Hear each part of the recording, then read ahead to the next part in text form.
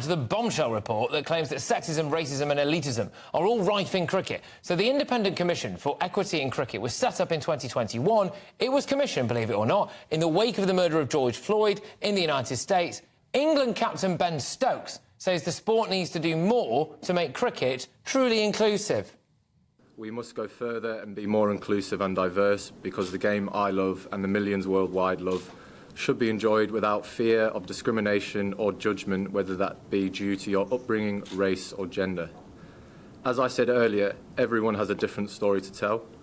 I am Ben Stokes, born in New Zealand, a state-educated pupil who dropped out of school at 16 with 1 GCSE in PE.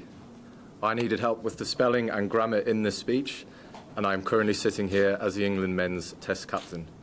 It is clear there is so much more the game has to do, and as players, we really want to be a part of that to ensure that this is truly a sport for everyone. Right, let's just digest what he said there, OK? So, he's an immigrant, technically, but he is, really. He has openly said that he's essentially not particularly good when it comes to reading and writing, which I think shatters that elitism issue, doesn't it? Do we not all just think this is a little bit weird that this report has come out? I certainly find it. Earlier in the show, I spoke to one of Ben Stokes' predecessors as England captain, OK? Just before I go to David Gower, I just want to say this. How can a sport be considered institutionally racist when you have entire teams, in some places almost entire leagues, that are played by people who are teams of people made up entirely of ethnic minorities as well? When it comes to the women's pay issue, women are paid significantly less than the men in cricket. They draw lower crowds, and the quality of cricket in the women's game, I'm sorry to say, is so much lower than it is in the men's game. For now, that may change, and when it does change, I would hope they'll be remunerated properly for it. But that is not the case. That is not the case. Anyway, here's David Gower. He told me that when he played cricket, he was never aware of any problems with racism in the sport.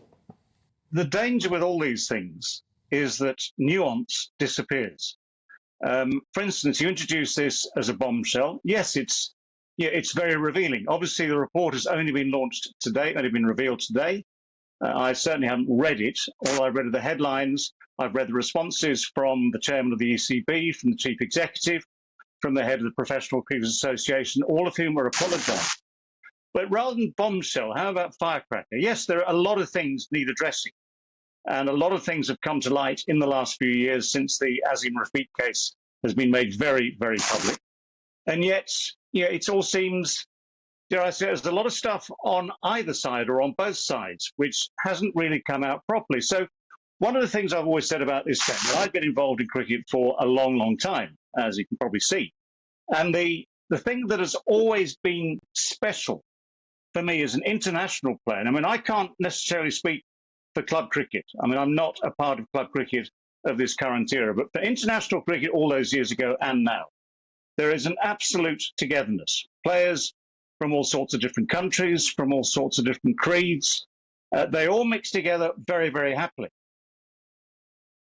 Yes, they do indeed. And anyone who plays local cricket or has played local cricket will understand that it is probably the most ethnically diverse sport that you can possibly play in Britain. And when it comes to the women's game, cricket clubs are tripping over themselves to advertise strong women's teams. Why? Yes, well, there's the inclusion and diversity issue. There's also, of course, crucially, the issue of club membership and money as well. So the idea that there would be a barrier to entry for anybody playing cricket in this country on the grounds of their gender or race is a complete and utter fiction.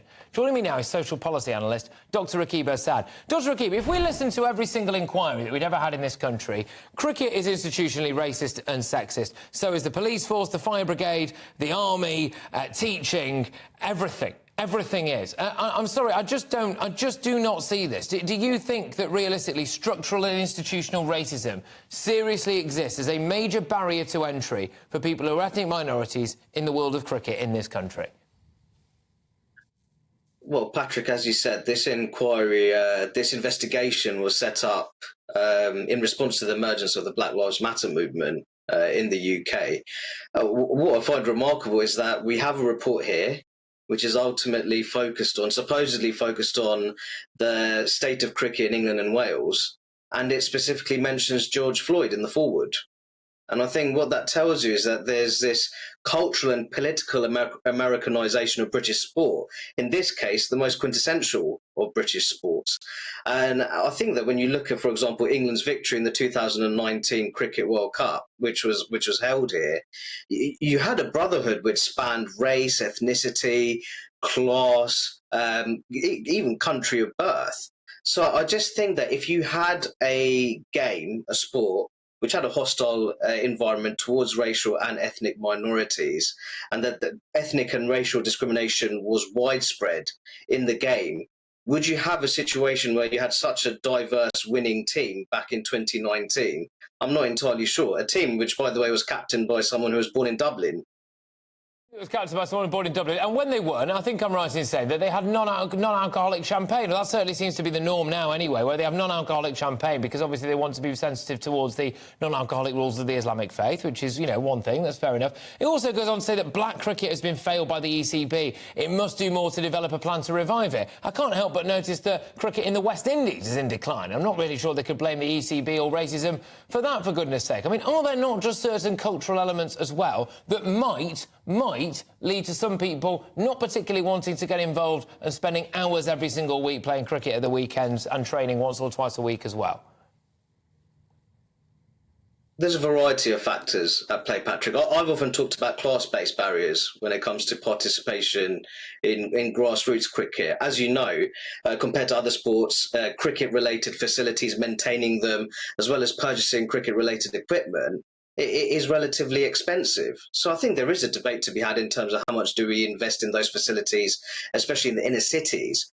But if you look at certain working class communities, especially black British communities in London, it's just the fact that perhaps football is more popular. There's more successful co-racial footballers for young black British people to admire and to look up to compared to cricket. So I think that there's cultural and economic factors at play. But I still think compared to other sports, cricket has done fairly well, in my view, when it comes to racial inclusion. I think you see that through our national cricket team and their fantastic achievements in recent times.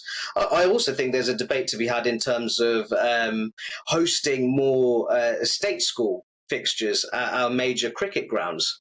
Many inner city kids, these stadiums are on their doorstep, but they may feel distant, and I think that should change. But I think more generally, my main issue with the report, Patrick, is that it was overly doom and gloom. And I think that when you have a country, I mean, just recently, I mean, the timing of the report is remarkable. Just last week, Rehan Ahmed, 18 years of age, Pakistani Muslim origin, born in Nottingham, he was called up for the second Ashes test. And I just think that the timing of it is unfortunate when you see such amazing sporting stories in the game of cricket. Yeah, absolutely. Haseeb Hameed was called up, essentially as a teenager, to open the batting for England. He from was. Lancashire, originally. On a tour of India as well, which is a challenging tour. On a tour of India, right? So throwing in right at the deep end. I believe he was opening the batting with Alistair Cook at the time. I mean, it's a good way to start your career, isn't it? I mean, the list could seriously go on and on when it comes to our proud history. We are... we've won a World Cup very recently. We're doing rather well with Bazball. We lost the first Ashes test, but going on. And yet this is just another example of highlighting just inherent negativities around something when I don't think there is much of a need to. And I'm sorry, but I refuse to believe that this report was seriously looked into by anyone who has ever spent any time genuinely getting immersed in the grassroots elements of cricket up and down the country. Just very quickly, very finally, Dr. Rakib, when you ask people to highlight a problem, so in terms of the actual way this report is put together, you say you invite people to give you their own experiences. You are you not eliciting a certain type of response? Are you not kind of loading the dice in a way? I think it's entirely possible when you have these investigations, you may attract people who may have negative orientations towards the game, and I think that there's a great deal of positivity that could be told in terms of our game of cricket, the power in terms of cultivating social cohesion in our local communities, and I think that's really missing in this report. Dr. Rakib, look, thank you very much for your time. As ever, my good man, take care. Dr. Rakib Ehsan, their social policy analyst. Look, it's got a lot of you going in the inbox, that's for sure. gbviews@gbnews.com. What does anybody expect about a report? Yorkshire have hated Lancashire for hundreds of years, and Surrey hates both of them, saying that there's taking a little bit of a joke there at the whole thing. Steve says it's Bash the British Day, isn't it? This cricket thing is commissioned by people who want to see race in everything. That's from Jan. Yeah, look, I completely agree with you. gbviews@gbnews.com.